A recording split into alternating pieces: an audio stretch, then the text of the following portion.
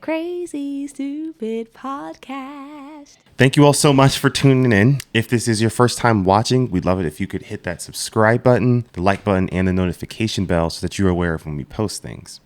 Hello, everybody. Welcome to another episode of Crazy Stupid Podcast. Oh, my voice sounds rough. Let's talk about the episode. Number one, the first thing I thought about, Fushigero's dead and the thing with the body. I just feel like they keep coming back to this point about the body and how powerful the body is. And I think that's going to matter. That's just going to keep mattering. Because they talked about it first with Geto's body kind of like coming to consciousness for a second. And then Fushigero's dad's body did the same thing. Actually, they kind of start us off with Yuji, if you really think about it. Because Sukuna's soul is in Yuji's body. So there's like two things sort of existing. Oh, yeah. You know what I mean? Yeah. And then you get more examples of that with like Toji, Kenjaku, and Geto. Yeah. Yeah. And it feels like every time it comes up, it's like a big contradiction to what they think they know. It feels like in the rules of this world, the assumption was that the soul is the most powerful thing. Mm-hmm. And now there keeps being these things keep happening that contradict that. Yeah. And every time it happens, they're like really shocked, like dumbfounded.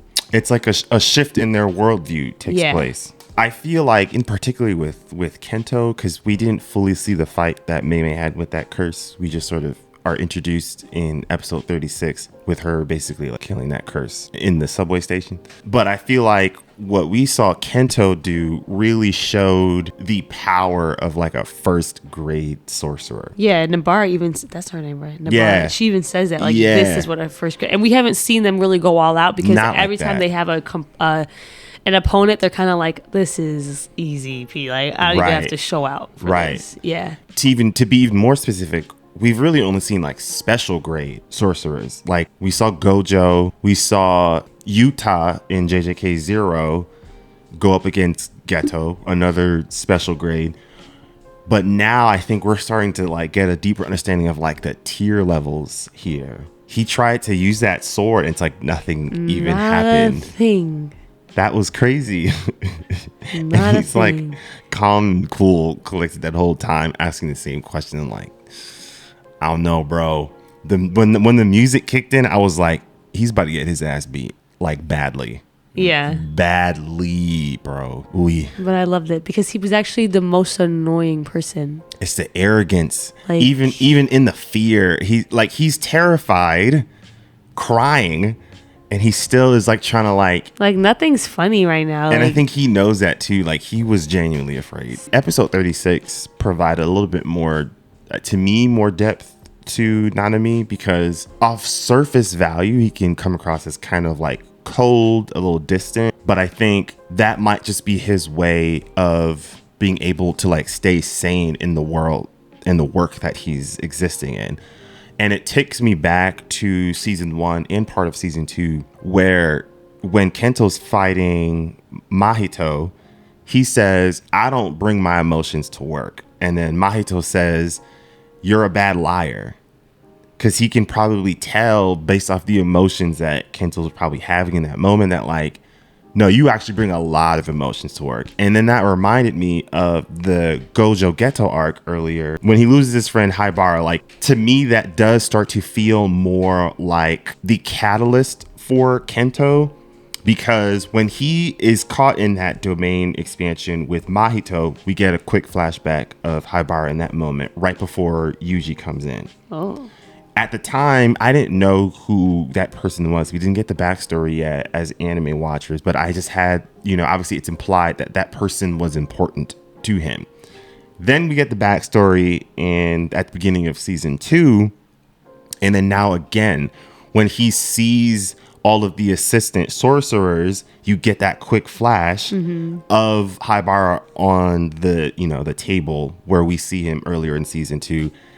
And I think that's what really like truly sets him off. Like he's definitely angry at seeing all of the assistants, on the ground. But I think what happened with Haibara is like the main thing that's driving him in a lot of these moments. So when he says you don't bring his emotions to work, and Mahito calls him a liar, I think that's because like he has not gotten over, probably not even forgiven himself with how Haibara lost his life earlier in season 2. So that I think added just a lot more depth about who he is. And you see like other moments, like the care that he will show to Yuji at particular times of like, you know, taking the youth away from young people. Like he says something similar to that. Even I think in episode like 34, 35, when he leaves the kids, he tells, I don't remember the dude's name, but he tells him, please take care of these two when he's talking about Yuji and Fushiguro. Second thing that I was thinking about, where I feel like we got a sense in the Gojo subway area of like, oh, curses are attacking humans. But I didn't really know. Yeah, not to this extent. I did not know. Not to this extent. Or when he looks over, it was like a full-on massacre happening. Yeah, I did not know. And I was like, oh, this is what people are talking about. Like, oh, this was terrifying.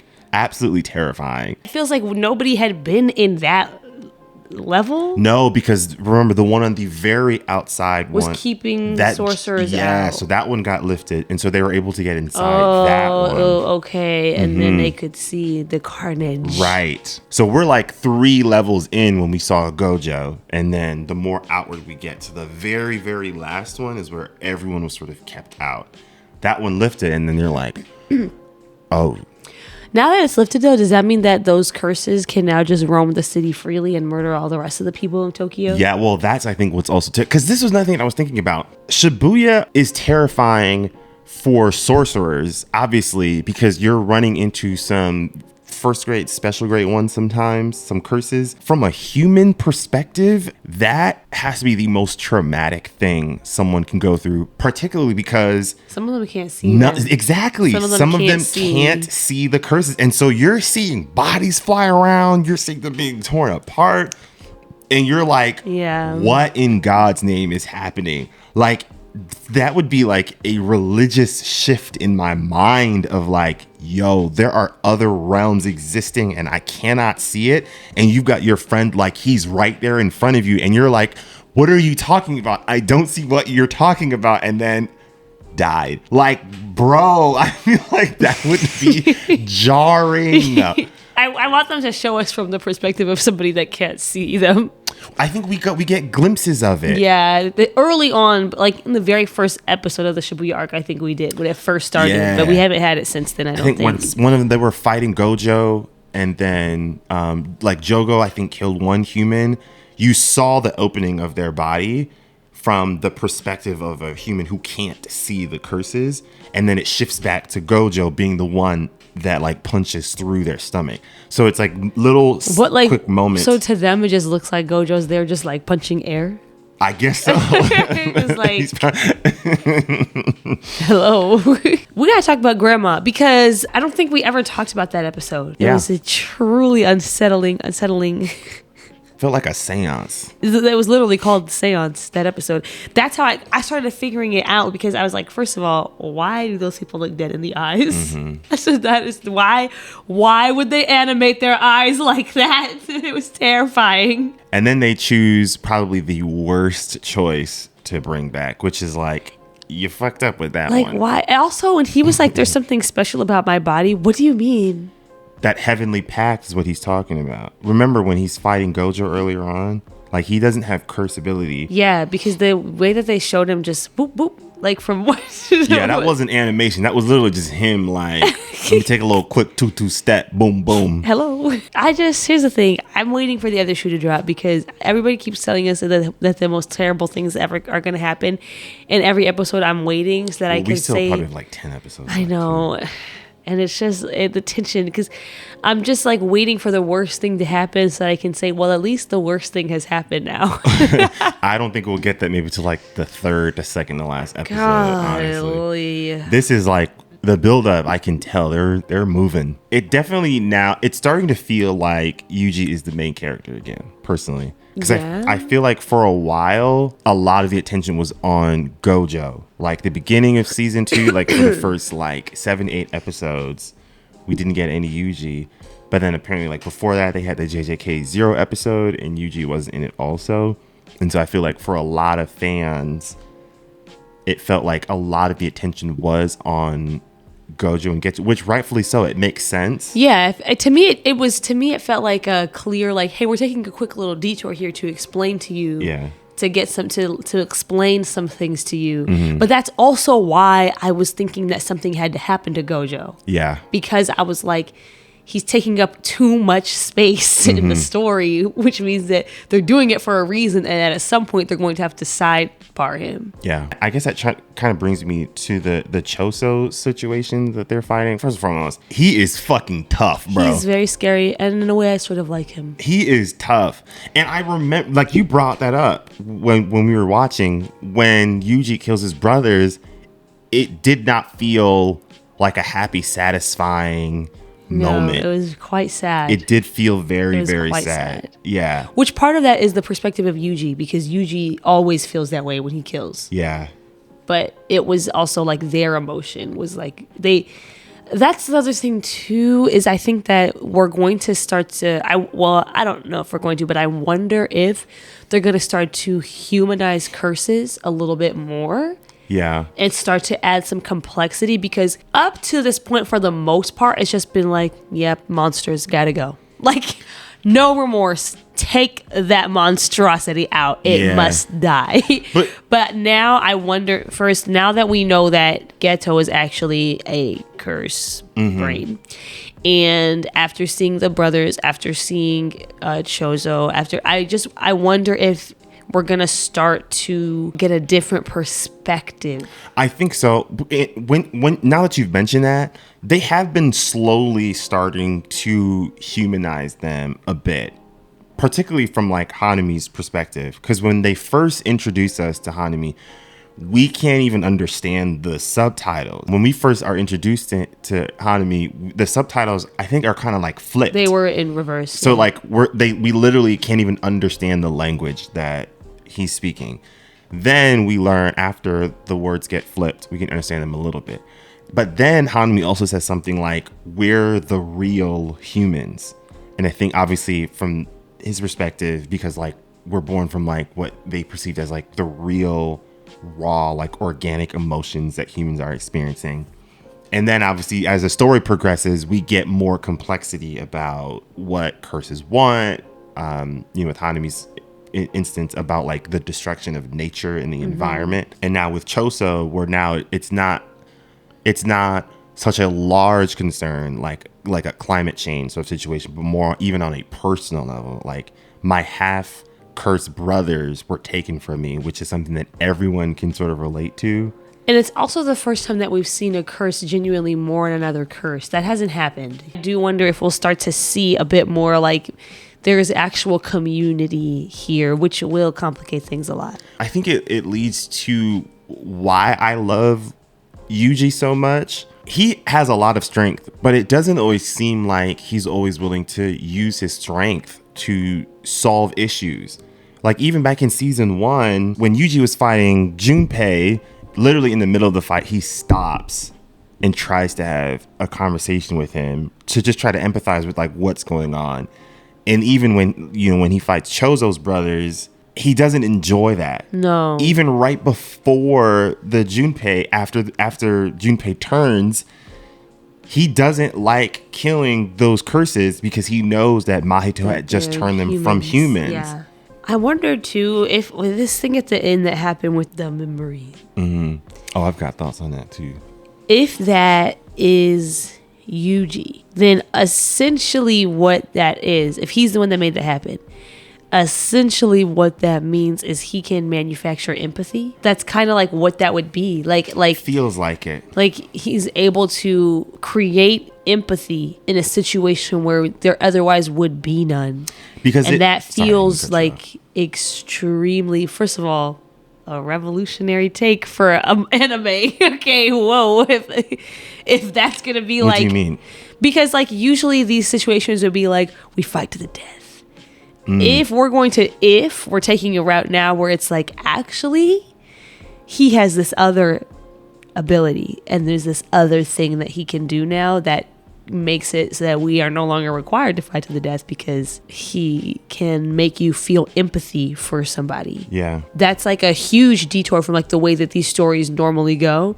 And it's a completely different, brand new message. But also, what we saw with Choso feels very similar to what happened with Yuji and Todo earlier in season 1. When they first started fighting, it seems like Todo's trying to like defeat him. And then that shift, it's like a new reality kicked in, and Todo starts getting all of these memories of like they were best friends at some point, and then they both go, and then he sees a celebrity and that he's trying to see her, and he has that girl. And we thought it was just Todo being Todo. Well, maybe but now it's like maybe it was. Yeah, that felt way too intentional and too specific for it to just be hey, this guy could be my friend. Now that we saw this episode, those two things feel very similar. Of like, these feel like a shift in reality, and in both instances, it resulted in the fight stopping. Yeah, and in both instances, Yuji's opponent was stronger than him too. I want to point that out. Yeah, and also Todo like did not go back. Like he was like sort of obsessed with Yuji from then on. He literally kept calling him best friend. Yeah, he could not stop. Which, listen, I just have to say, Yuji, if this is you, this is the most endearing technique that you could have. There's got to be something there. That is so beautiful. Even Sukuna was caught off guard. He was like, this Yuji's about to lose to this dweeb. And he's like, wait, what? Which means that like this is something that even someone as old as Sukuna has no idea of, like how Yuji's doing this. Yeah. So that excites me so much, because it's like, yeah, the main protagonist, more lore. I love that. Next episode, please. When Haruto was fighting Nobara, he said that same thing again of like, strength alone won't help you in this world. Like, yeah. That is another reoccurring theme that I've seen show up over and over and over again in the show. It takes me all the way back to season 1 when Gojo says, I'm the strongest, right? But then we see, even with all that strength, all of the emotions and memories and pain that he went through with Geto ended up being that weakness. He gets trapped. Geto says to Riko to, we're the strongest with him and Gojo. And then they end up losing Riko because Gojo did have a little bit of arrogance in that season 2 arc when Geto was like, are you sure we don't want to go back? You've been using your curse ability for a really long time and it's been kind of draining, and I can see that you're tired. You might need to recharge. He's like, nah, I'm good. And I've got you. Toji, I don't think is able to defeat them so easily if Gojo was at his full strength, right?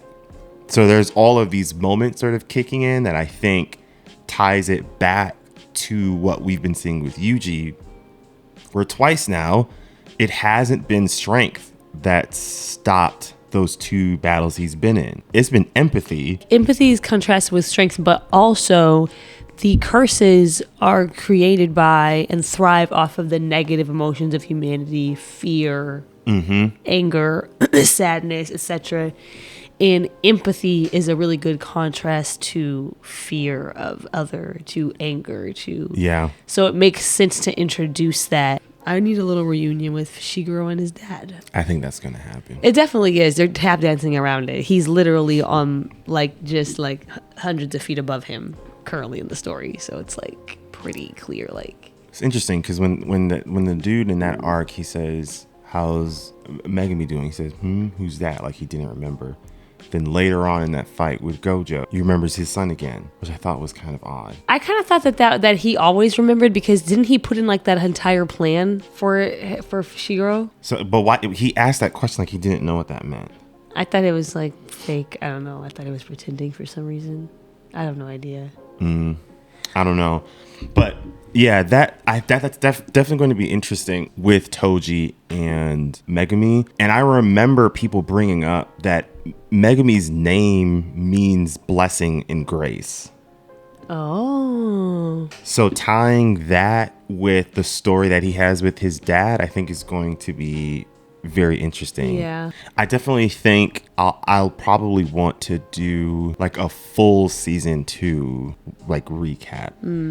because that I think is what's been missing. When we reviewed some of the other shows, it was easier to pull like the narrative string. Yeah, because we're watching it in such close succession. Yeah. Obviously Captain Marvel's coming out. I'm not. Oh shoot. Yeah. And I'm not talking about the movie in the sense of like trying to be a scab, but more so about, this is kind of an example of like how race can show up in a lot of instances. The first black female director of a Marvel movie has a film coming out during the strike. It's not anticipated to make anything close to what the first Captain Marvel film made. And a natural reaction that I've seen a lot of people say is, well, it's a little too woke, yada, yada. But, and I remember I've talked a little bit about this before, like how like racism and like bigotry are like connected with misinformation.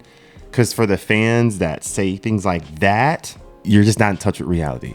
They haven't been able to be on press tours. They can't do interviews. The actors can't talk about the movie. They can't even post things on their social media. Like, and so the only thing that they can do is trailers. Yeah, and most of the online personalities that would normally cover these types of things are refusing to. So I quite literally forgot it was coming out. That's exactly. It can't be talked about. Also, it's coming out now. It stars a Muslim character, and there's a lot of Islamophobic rhetoric. Just running rampant. Also, we forget that like we are primed to be Islamophobic in America. In post 9/11 America, we are just primed to take any stance in opposition to them, because so much of our media for the past 20 years has represented Muslim people as inhumane, as terrorists, as like, I mean, like even like the very first Marvel movie, the movie that started it all, Iron Man, has a lot of Islamophobic undertones. Like it's like we're just sort of primed already to take that stance because of what is being constantly pushed to us outside of any context of Israel-Palestine. So then when you add that in with all of the rhetoric, we habitually dehumanize Muslim people just on a regular everyday basis. So which is also why this conversation has been so interesting to me, because the conversation always trends towards like, is it anti-Semitic? Is it not anti-Semitic? How do I word this in a way that's not anti-Semitic? But like, there is no fear of like, is this Islamophobic? Am I trending into Islamophobic territory? Like that question isn't even being asked. Here's a perfect example of that we saw a lot of institutions, a lot of higher ed institutions looking to. Obviously, I use that framework because, I work in higher ed. The first paragraph of that statement will just be centered on like using very strong language about Palestinians, Gaza, Hamas. That's very, very intentionally empathetic towards Israel. Then the last two sentences are something that provides that empathy for Palestine. In a very passive voice. Right. There's a couple of things that happen there. It sets the linguistic tone for what you lean on in terms of what is taking up the most space in your words. Two, people are not always going to, read all the way through the end. No, yeah. And they're not always going to remember those last two sentences. Yeah. And so that first paragraph is going to set the tone of what people will always remember. Not to mention, when you set that tone with allowing that to take up so much linguistic space, you completely negate the elephant in the room. Mm-hmm. And I think that's been happening a lot. And I think that's why I've been feeling like I've been losing my fucking mind when it comes to this conversation. Israel took over someone's land. And so when you keep trying, they'll bring on these Muslim people, ambassadors and political figures, and do you condemn Hamas? Do you condemn Hamas? Do you condemn Hamas? From a generic perspective, they're like, well, that's a very easy question, whether you're a Muslim or not. Just say you don't. But what's frustrating is the underlining presence that is like the elephant that is consistently in the room. That they don't bring up. They're always like, yeah, we acknowledge the larger context, but they're not focusing the conversation on the larger context. And like, that's what you have to do.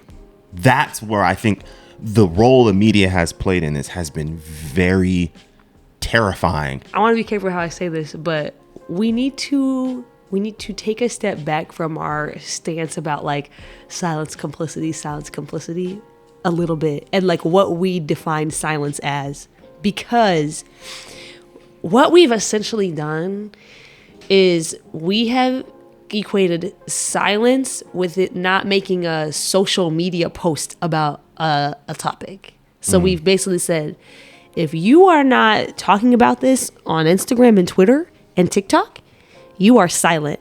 And that silence is complicity. And then everybody feels like they need to come out with like their little blurb about what's going on. Not only do we not need that from many people, I don't care what Justin Bieber thinks about what Kylie really, Jenner. like seriously, sit and think about like what is the value of these people's opinion on this? It's zilch. It's there's no value. Like we don't need it. One. Two, it's actually so detrimental because the way we know how these algorithms work, you're going to get online. If Justin Bieber makes a comment about this, you're going to see Justin Bieber's statement. You're going to see Kylie Jenner's statement. You're going to see their statement. You're going to see the celebrity statement. The people whose statement has the least value and it has like almost nothing to add to this conversation. No depth. You're going to see that first, and way more than you're going to see the actual viewpoints of people who actually are qualified to talk about this. It trickles down into like regular everyday people also feeling like we need to get on and we need to say something, we need to put in our 2 cents. And I think we need to just rethink like what is the actual tangible impact and value of a social media post. Right. We talk about it like it's a very impactful and important thing when like you get on and you use your voice and you type up your tweet to talk about what's going on. But like seriously sit and like think with that, like just like so seriously, like what was the actual impact of you getting online and you writing your 240 characters about this? Like it wasn't much. Like, I feel like when we talk about silence and using your voice, we need to unpack that. It needs to be something different. Like, call your representatives. Okay, call your representatives. Send emails to your representatives. Like that's using your voice in a way that like actually does add to something. You getting online and posting on your Instagram story is like not the most important thing, especially if you're just getting on to like say your own 2 cents in your own words about something that you just learned about, which is like the other thing is like no hate, no shade to any of us, because this is the same for me, but the vast majority of us are just now learning about the larger context of Israel-Palestine because we just weren't paying attention. We weren't paying attention. It wasn't being put in front of us to pay attention to it. Like we just have to be honest about that. So a lot of us like we just are now learning about the 80-year history of what's going on this week. It's good that we're learning about it. The fact that we are learning about it does not mean that we need to get on and post in our own words what we think about it. Repost the videos of people who know what they're talking about. Push those out there, but everybody's 2 cents is not helpful. Yeah. We've kind of created this culture around like, everybody get online right now. Put your 2 cents in. It's important. No, it's not. It's not. Anyways, we appreciate you all, and this conversation was important because it's impacting a lot of people right now, even people that you definitely care about. But with that, we want to thank you all so much for tuning in for another episode, and we'll see you all next time. Peace.